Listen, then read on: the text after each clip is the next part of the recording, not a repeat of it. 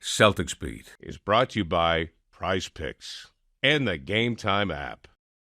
I got to mention, obviously, the next game of this road trip is at Philadelphia, and this team is not what people expected it to be. Obviously, you want to talk about the big man, the MVP caliber big man on their team? I can't. I mean, I brought this up. Have you know this? Like, I brought this up yesterday or the day before on our text thread. Like, of all the things I could not have anticipated when it comes to, you know, guys that like Ainge drafted that kind of floated through here and they were gone. Like, you know, like Max Strus turning into a player doesn't shock me. I wanted them to keep him at the time when they chose Javonte Green or whoever it was. You know, like Neesmith becoming a player doesn't shock me. He just didn't really get the run, didn't get the opportunity here.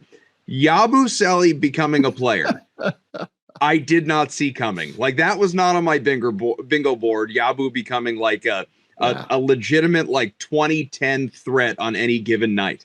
Can we see what Ante Zizic is up to now? Seriously. Like, yeah, right. Like, I'm assuming let's get RJ Hunter back in here. Let's a little way back machine. So, like, to me, Yabu always had potential. It just was clear, you know, needed to probably get out of the NBA spotlight a little bit, which was weird because he like crashed the draft that year. No one's really heard of him, but he always had the potential. The one thing that I guess kind of gave me belief that he would be great is like every time he popped up in international play, and more so lately with the Olympics and how good he was for France. Sure. But like every time I would watch him in the international game, it was like, wow, he's made a ton of strides. He got his body in better shape and just became like a legitimately good basketball player. And I think we're seeing that now, like just even beyond the base stat line, you know, he's going to really help a team, and he fits the modern NBA really well, and he shoots it well from distance now and gives you defensive versatility. You know, it would be as we look ahead to the trade deadline, there's not a lot of deals that make sense. And I don't suspect Philly, because of the fact that they'd have to get down to the bottom six or get a top six pick on the lottery, you'd be really rolling the dice to tank and try to just like better your odds there. So I don't think they're going to move off of players. Like, who knows how much Embiid will play at the finish line. I think they're more like you cross your fingers, you hope that you catch lightning in a bottle with that trio. And by trio, I mean Guerschon Yabusele, Tyrese Maxey, and whoever else you want to throw in there. Because Paul George and Embiid are just too much of a wild card. But I think there's an opportunity for the Celtics to examine some opportunity, like guys like that minimum salary. You don't necessarily even have to trade out a player to bring something back. You just trade draft picks to take on a minimum guy.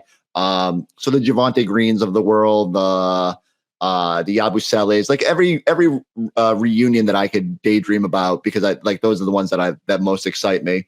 And O'Shea Brissett's still out there. Like there's plenty of opportunities if they just want to kind of tinker on the fringes and get one more guy in here. But Yabu might be playing himself out of the conversation. He's just too good. And I guess if I'm the Sixers, you maybe roll it through to next year and hope he wants to be back and try to sell him on the same thing he probably thought this year. He's like, man, Bede and Paul George, this team's going to be so good. And now he's probably looking at like, what the hell did I sign up for? Guy's going to get himself a contract. I hope so. It's crazy. And I don't know what I was joking with someone else. I said, I don't know what the number is, but like, he's not a minimum guy. You know, if I was a team that had cap space next off season and I was just looking, I mean, he's still 27, I think 28. Right. You know, there's an opportunity for him to grow and be something.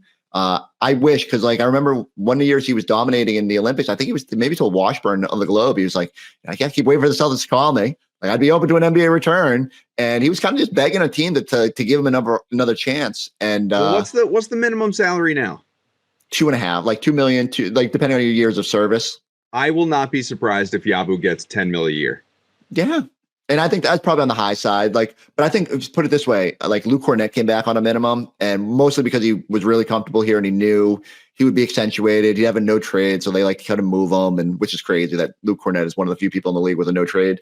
But like, you know, sometimes you just have to bet on yourself and that you'll have a good year. And like Luke will have opportunities next summer to decide, does he want to just be part of whatever the core looks like, or does he want to go cash in somewhere? Does Yabu want to just run it back with Philly or find a team that can pay him? What should happen is Utah, Danny Ainge should take some of that cap space they got and reunite with Yabu and figure out whatever, if he's a piece of their core. Ainge is already trying to make good with IT right now. There are only so many. I'm kind of jealous. He can fix this time of year. I love Isaiah, and I've been kind of against the idea because I don't love the idea of he's someone who needs to play. And, I love the idea of him being here. I would love if he was like an assistant coach or something. But if he's trying to do the comeback thing, it's just not enough reps here to maximize what he needs to do. That being said, the idea every time, like when Kemba Walker, before he decided the next phase of his career, and I'm always like, man, if we could just get these guys, their positivity, their vibes, if we could just get them and be part of this all, that would be great. But that's not how it always works out in the NBA. But good on Yabu. Yabu, please, as every role player in the league torches the Celtics in the last month, if you could not go for 30 plus and just that would be nice.